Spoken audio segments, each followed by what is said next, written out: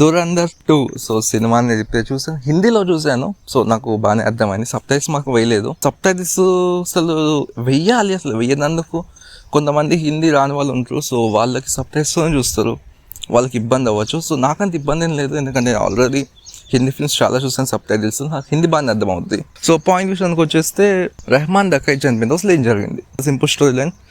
First part ఎక్కడైతే end అవుద్దో అక్కడ నుంచి కంటిన్యూషన్ అనేది అవుద్ది. విల్ బి నో కొలాప్స్ కానీ నో డౌట్. సో ఓకేనా?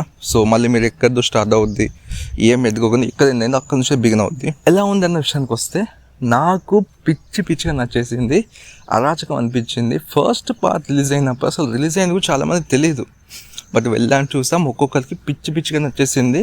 రికార్డుల ధ్వంసం చూసాం మనం ఫస్ట్ పార్ట్కి. విత్ ఇన్ 3 months సీక్వెల్ అంటే మ్యాడ్, అసలు మామూలుగా వెయిట్ చేయలేదు ఒక్కొక్కరు. సో నేను చాలా ఎక్సైటింగ్గా వెయిట్ చేశా సినిమా కోసం అని చెప్పి. సో సినిమా అనేది రిలీజ్ అయింది. ఏముంది సినిమా, మామూలుగా అనిపించలేదు అసలు. Worthy watch.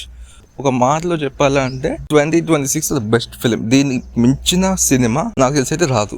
One of the best film of the decade. మన విజువల్స్ కానీ, పర్ఫార్మెన్సెస్ కానీ, action sequences first part and person కొంచెం తక్కువ ఉంటుంది. డ్రామా మాత్రం చాలా హెవీగా ఉంటుంది. అసలు వీళ్ళు తీసుకున్న కాన్సెప్ట్ కావచ్చు, ఆ పే ఆఫ్ కావచ్చు, క్యారెక్టర్స్ కావచ్చు, ఒక్కొక్కరు పర్ఫార్మెన్స్ తోని ప్యాకాట్ ఆడేసుకుంటారు. దీనికి తోడుగా బ్యాక్గ్రౌండ్ స్కోర్ తో ఆడుకున్నారు. Mental mass. అసలు 4 hours అనేది నాకు అసలు తెలియదు. నేను అనుకున్నా 4 hours ఏం కూర్చోబెడతారు అని చెప్పేసి అనుకున్నా. సింగిల్ మినిట్, ఒక్క మినిట్ కూడా నాకు బోర్ అనిపించలేదు, ఒక్క మినిట్ కూడా నాకు లాగ్ అనిపించలేదు. నా ఐస్ మొత్తం థియేటర్ వైపే ఉంది. అసలు నేను సైడ్కు తిరిగి చూడలా, ఎక్సెప్ట్ ఇంటర్వెల్.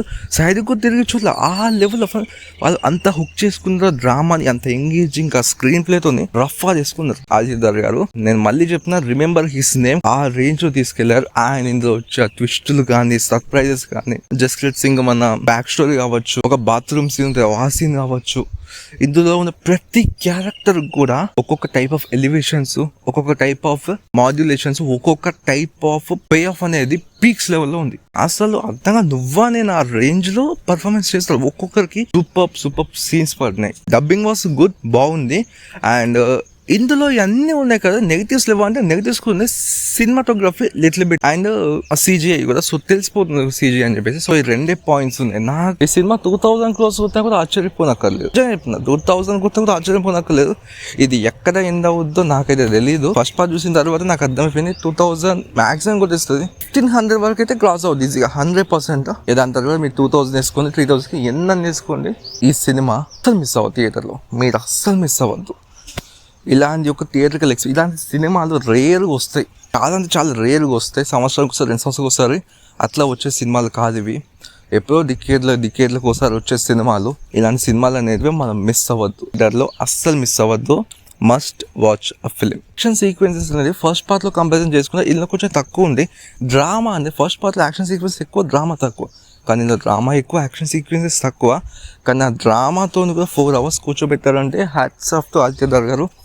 మాకు సబ్టైటిల్స్ లేకుండా మాకు హిందీ బాగానే అర్థం అవుతుంది మాత్రం కళ్ళు మూసుకొని థియేటర్కి వెళ్ళిపోయింది. లేదు మాకు సబ్టైటిల్స్ కావాలంటే మాత్రం మాకు సబ్టైటిల్స్ ఇవ్వలేదు. అయినా హిందీలో చూసిన వాళ్ళు అంటే సబ్టైటిల్స్ ఉందో చెప్పింది, అన్ని థియేటర్స్కి ఇవ్వలేదు. ఇది కొంచెం ఇబ్బంది. లేదంటే మాత్రం తెలుగు వచ్చేలాగా వెయిట్ చేయండి, తెలుగు రిలీజ్. సో ఈరోజు కూడా క్యాన్సిల్ చేశారు. మరి don't miss it in theatres. So ఇలాంటి మరి ఎన్నో రివ్యూస్ కోసం మా ఛానల్ని ప్లీజ్ సబ్స్క్రైబ్ చేసుకొని నోటిఫికేషన్ బిల్ ఆన్లో పెట్టుకొని ఇలాంటి రివ్యూస్ వస్తూనే ఉంటాయి. Thank you.